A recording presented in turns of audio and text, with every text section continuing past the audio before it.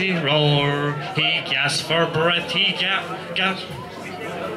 Me Uncle Peter rolled his eyes and gave out a mighty roar.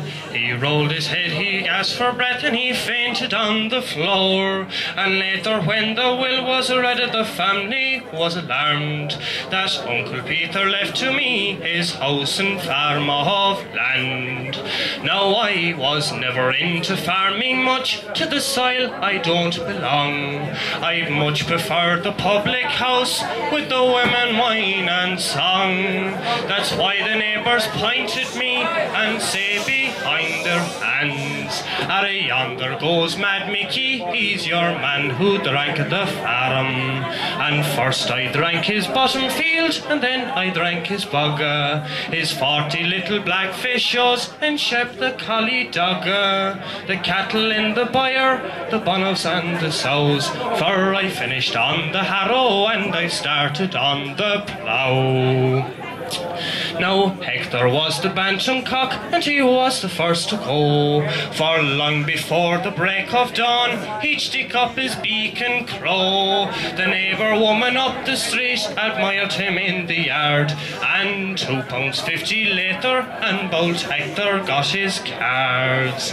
Now the hens got agitated after Hector went away, and their beady eyes suggested their suspicions of foul play.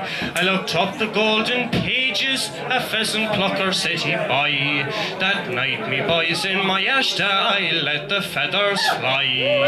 A few old friends invited me to a soccer match in Spain, so a load of bullocks later and I climbed on board that plane. Well, I must have took the long way home, for I wakened up in Greece, where the price of bed and breakfast cost me cutlets, chops and fleas.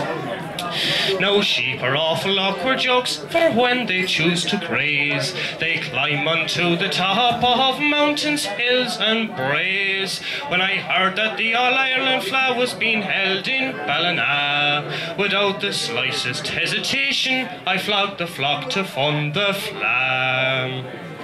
Now the banks are getting nastier and they'll say they'll take no more, and I've started penning statements for Nama, which are daggers through the door. They say when they'll come round again they'll bring a bale of sin, so it looks like that I'm facing ruination once again.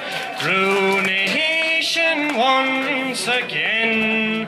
Ruination once again. Without another load of bullocks, it's ruination once again. Now things are getting desperate, sure there's nothing left to sell, but to my joy I hear that Uncle Paul is quite unwell.